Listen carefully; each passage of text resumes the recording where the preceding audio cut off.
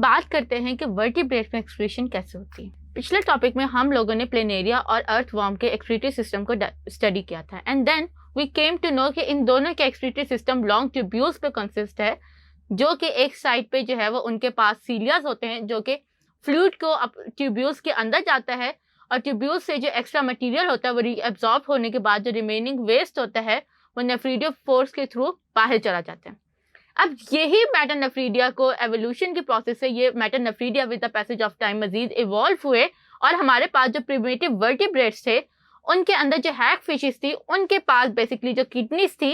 उनके अंदर जो था वो ट्यूब्यूलर सिस्टम था। इट मीन्स कि जो सबसे पहले किडनीज वगैरह थी वो प्रॉपरली आपके पास हैग फिश के अंदर क्रिएट हुई। देन अगर हम किडनी को देखें तो किडनी के अंदर न्यूमरस ट्यूब्यूल्स होते हैं जो एक दूसरे के साथ सेगमेंटली अरेंज होती हैं और जैसा कि मेटानेफ्रीडिया को सराउंड किया हुआ था कैपिलरीज ने, बिल्कुल इसी तरह इन ट्यूब्यूल्स को भी सराउंड किया जाता है by the dense network of capillaries, जो कि इंश्योर करते हैं कि आपके पास एक्स्ट्रा मटेरियल और एक्स्ट्रा जो वाटर है वो आपके इन ब्लड के अंदर जो है वो वापस चला जाए। इसीलिए अगर आप ह्यूमन की किडनी को एनालाइज करें तो यू केम टू नो कि इसके अंदर जो बेसिक किडनी का फंक्शनल यूनिट होता है वो नेफ्रॉन होता है, जो कि बिल्कुल एक लॉन्ग ट्यूब्यूल जैसा होता है। अब जब हम लाइफ को देखें तो हमें नजर आता है कि हमारी बॉडी में सर्टेन वेस्ट मटेरियल प्रोड्यूस होते हैं,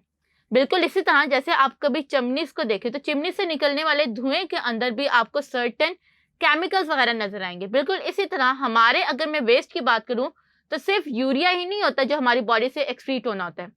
बल्कि हमारी बॉडी के अंदर सर्टेन मेटाबॉलिक वेस्ट होते हैं जो कि प्रोड्यूस होते हैं और इन मेटाबॉलिक वेस्ट को अगर हमारी बॉडी से एक्सक्रीट आउट नहीं किया जाएगा तो हमारी बॉडी के अंदर सर्टेन केमिकल रिएक्शंस होंगे और हमारी बॉडी जो है वो डैमेज हो जाएगी just because of these metabolic waste. बिल्कुल इसी तरह जैसे आप अपने घर के अंदर जो है वो कूड़े को जमा करते जाओ और कूड़े को बाहर नहीं निकालोगे तो एक टाइम आएगा कि आपके घर के अंदर जो है वो जरासीम और स्मेल की वजह से आपका रहना मुश्किल हो जाएगा। बिल्कुल इसी तरह अगर हम लोग अपनी बॉडी से वेस्ट मटेरियल को रिमूव नहीं करेंगे तो एक टाइम ऐसा आएगा कि हमारी बॉडी का सर्वाइव करना बहुत ज़्यादा मुश्किल हो जाएगा। सो अगर मैं ह्यूमन की बात करूँ तो ह्यूमन के अंदर जो है वो सबसे पहले यूरिया प्रोड्यूस होता है, विच यू ऑल नो कि ये अमीनो एसिड के मेटाबॉलिज्म से प्रोड्यूस हो रहा है।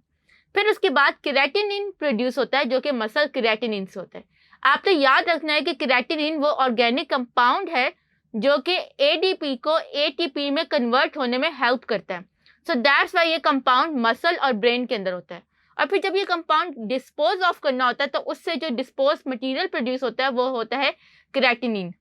फिर उसके बाद हमारे पास यूरिक एसिड होता है जो कि न्यूक्लिक एसिड की डिकम्पोजिशन से प्रोड्यूस होता है। Then we have the bilirubin जो कि जब आपके हीमोग्लोबिन को जब हम ब्रेक डाउन करते हैं उसके बाद जो वेस्ट मटेरियल होता है वो बिलिरुबिन होता है। यहाँ पे आपसे याद रखना है कि हीमोग्लोबिन जो है वो 120 दिनों के बाद हर ब्लड सेल जो होता है वो टूटता है और जब टूटने के बाद जो वेस्ट मटेरियल प्रोड्यूस होता है उसको हम लोग बिलिरुबिन कहते हैं जो कि येलो कलर का होता है।